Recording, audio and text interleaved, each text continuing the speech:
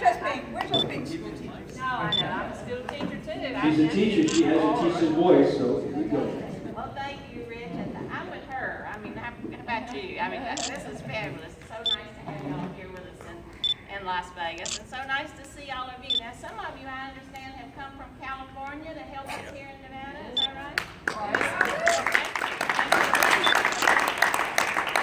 And many of you are part of the old team Titus, so I know most of the people in this room who are here from Nevada. There's nothing like being in the house of labor to make you smile. And the second thing that makes you smile is when you pull into the parking lot and you see a car that's got a Dina Titus bumper sticker on it.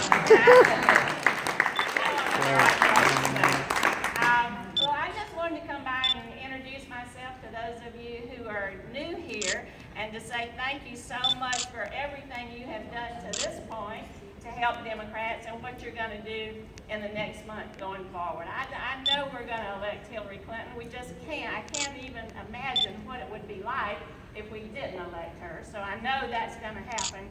And the stronger she is, the better we do all up and down the ticket. So we can't thank you enough for always being there for us. I couldn't be in office if it weren't for what you do.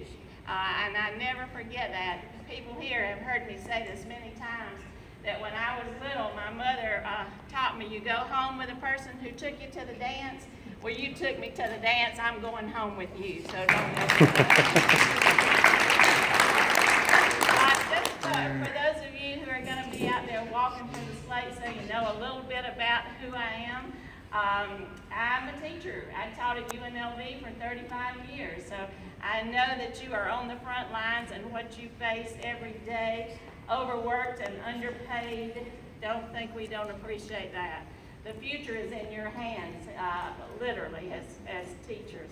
But I'm also proud to say that I have a 100% voting record with labor, starting way back when I was in the state.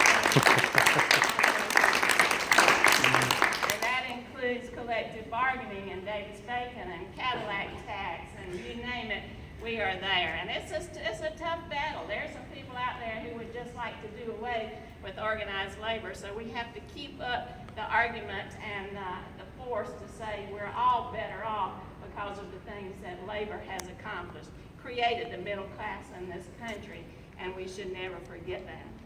Anyway, I came to Las Vegas in '77 to teach at UNLV. I grew up in South Georgia, but this has been home for about 40 years now. I served in the state legislature for 20 years. I was the minority leader of the state senate. We never got into the majority, but we get them hell in the minority, I can tell you that, and that's what we're trying to do now in Congress. So anyway, my district runs from the airport all the way down the strip to the edgy arts district to downtown, from Durango to Nellis.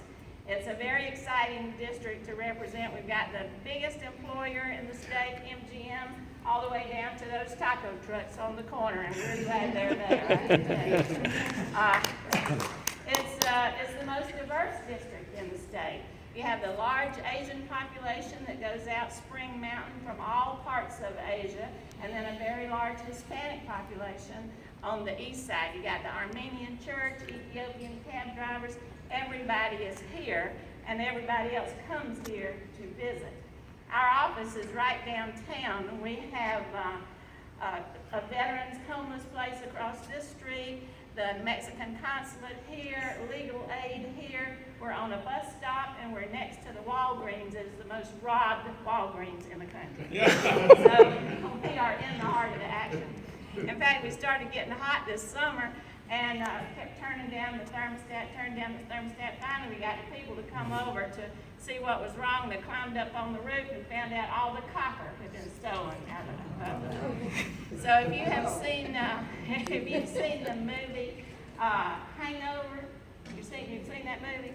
Well, that's like an average day in our office. So that gives you some idea of the kind of things that we're doing here in District 1. But it's an honor for me to represent District 1, and I want to thank all of you very much for what you're going to do to register voters, turn out voters, get the word out, educate people to be sure that they know what's at stake, because it really is the future of this country, and it's just horrifying to think that we could turn it over to a person like Donald Trump. So I thank you for what you're doing. If you take questions, I'll do that, or if I'm the wrap-up act and it's time for the hood, I'll go and let you get on to your next business. But thank you so much.